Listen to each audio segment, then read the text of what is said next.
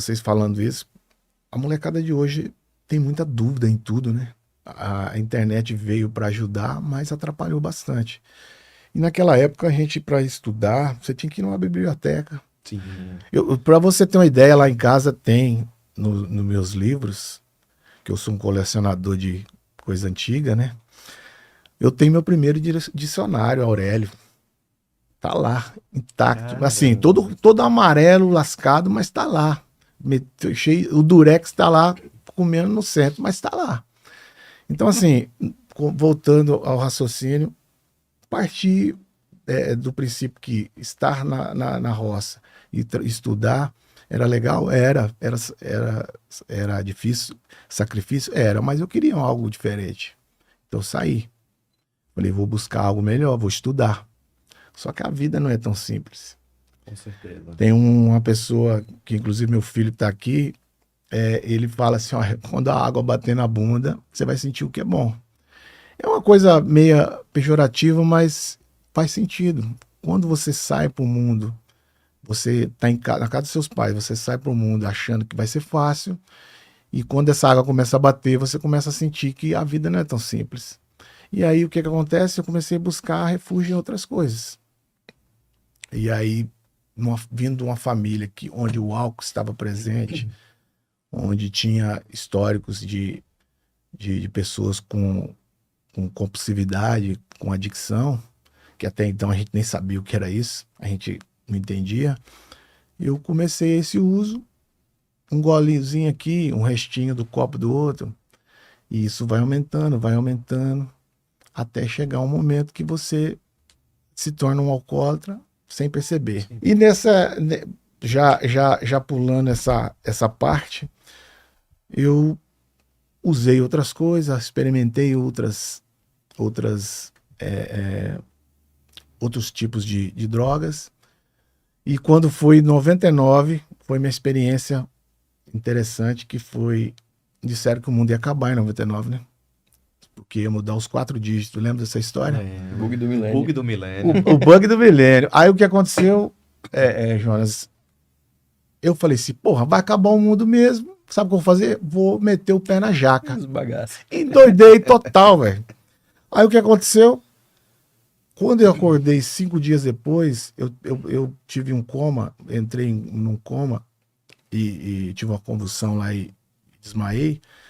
E quando eu abri os olhos, 5 dias depois, eu não lembrava de nada. E aí resolvi dar uma virada de chave. Foi quando eu arrumei um trabalho, voltei a estudar, né? E nessa volta de estudo, foi que eu arrumei um trampo e fui convidado a vir para o Nordeste. E a minha forma naquele momento de sair daquele meio era saindo da cidade, vindo embora, buscando outras coisas. Aí vim para Pernambuco, vim para Alagoas, vim para Bahia. E aí parei em Sergipe. Quando eu parei, é apaixonante aqui, né, cara? Não tem que não O se apaixone pela sergipano, terrinha, né? o sergipano é Esse acolhedor. sotaque Tem arrastado. como qualquer local que você chega novo de fora, tem uma diferença. Sim. Tem um preconceitozinho, tem uma piadinha aqui, mas uma coisa eu aprendi com meu pai também. Saiba chegar e sair de qualquer lugar. Então, como eu te falei, eu não lhe conhecia pessoalmente há quantos anos, mas quantos anos a gente se dá bem? Caramba, o que a gente já trocou, o que a gente já tentou marcar pra se encontrar, pra trocar ideia. Mas isso impediu da gente ser Não, parceiros de negócio, cara, parceiros e a de... gente E a gente fez tem uma química muita boa, coisa boa. uma química Muita legal, coisa a boa. As gente tem ideias altas bateram. ideias. E o que quer dizer isso? É que nós, né, você tem o seu carisma, o seu jeito de ser, eu tenho o meu, mas a gente sabe chegar e sair de qualquer lugar.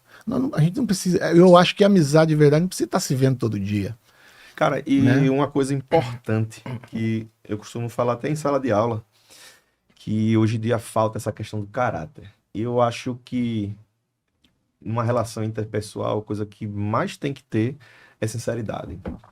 Então, o que a gente vê mais hoje é as pessoas querendo ganhar em cima do outro. E quando a gente passa a ser sincero, ter ideias sérias, eu acho que a gente se reconhece. Então, pessoas boas acabam atraindo coisas boas, né? Eu acredito nessa máxima aí. Então, você é um cara que batalhou, que sofreu, que hoje aí tá vivendo suas conquistas, né? Lançando seu primeiro livro, né? Foi uma forma E de eu gritar, né? De um eu botar refúgio pra também, fora. né? De eu botar pra fora. Quando eu, quando eu passei por esse perrengue e me mudei pra Sergipe, eu tive falei assim, pô, uma virada de chave. Então, vim bem, criei uma estabilidade profissional, estabilidade afetiva, casei com, né, tenho um casamento duradouro, né, minha esposa está aqui para dizer isso, né, mas em algum momento a coisa desandou de novo, porque uma vez adicto, sempre adicto. E aí o que acontece? Você não falou, mas a gente vai chegar nesse assunto. Eu comecei a andar no meio, que é um meio que querendo ou não, a gente anda no meio da música, anda no meio do movimento. E, As coisas são fáceis, né? e aí, assim, eu consegui deixar drogas ilícitas, mas o álcool sempre esteve presente na minha vida. Nunca parei. Quando foi em 2021, já cortando já dando um salto no tempo, eu descobri que eu tinha um câncer na tireoide. Eu sempre gostei de cantar, tinha uma banda também, sempre compus alguma coisa. Tem alguns artistas que pegaram músicas minhas, cantaram e tal. Nunca fui um bom cantor, mas eu me arriscava. E naquele momento precisava fazer uma cirurgia na garganta. E aí, de novo, tive esse mesmo problema do bug do milênio. Falei, pô, vou morrer mesmo, vou esbagaçar de novo. Aí voltou todo o vício novamente. Até então eu parecia controlado. Só um gole aqui, uma festinha ali, um convite para isso. Tá frio, vou beber uma, tá calor, vou tomar outra. Tudo era motivo. É porque o adicto ele não percebe. E chegou ao extremo de que ou eu me internava e deixava aquele vício, ou eu ia estragar o restinho da minha família. Porque uma vez doente, adoece tudo à sua volta. Sim. O cara doente, e aí não é só doença de álcool, não é só alcoolismo. Começou a mistura de medicamentos por conta própria, porque faz a cabeça, o álcool potencializa o medicamento. Começou a compulsividade, a impulsividade por várias coisas. E as pessoas acham assim, não, é só um momento, você tem o controle. Não tem, não tem. E precisei ser internado, precisei passar por um período de reclusão mesmo para poder voltar ativa. E a minha forma de conseguir, né, me estabilizar foi escrevendo. Ah, mas você tinha a forma de escrever? Sempre escrevi, sempre pintei, sempre gostei de arte, sempre participei disso, sempre tive esse interesse, né? Não sou um bom músico, não sou um bom cantor, acho que escrevo bem, mas inclusive, você também tem um livro. Poesia é uma coisa que, né, desperta, você bota para fora sem precisar gritar. Sim, Eu entendo que a poesia você consegue dar sua opinião, mostrar os seus sentimentos sem gritar, sem fazer alarde, né? E aí foi quando surgiu a ideia do livro. Se você, depois a gente vai falar sobre ele, se você pegar meu livro, você vai ver que tem vários momentos que é igual o livro de poesia. Você não tem uma história exata do começo, meio e fim. Você abre uma página, o que o universo mandar para você é aquilo. E meu livro fala muito disso, da dualidade da vida, fala da vida e da morte em si. Porque naquele momento eu queria morrer, sim. Teve momentos que eu queria. Aproveitando o momento, para aproveitar aqui, gente, deixar para depois. Cara, e o título é uma coisa que faz a gente, né? Eu vou morrer sim, mas ninguém vai morrer por mim. Muito forte, né? Reflexivo, né? E com certeza aqui deve ter muitas belas poesias e principalmente reflexões. Mas aí tem viu, Jonas, uma coisa interessante. Depois eu trouxe um livro para você também dar uma lida. Depois vou passar para vocês.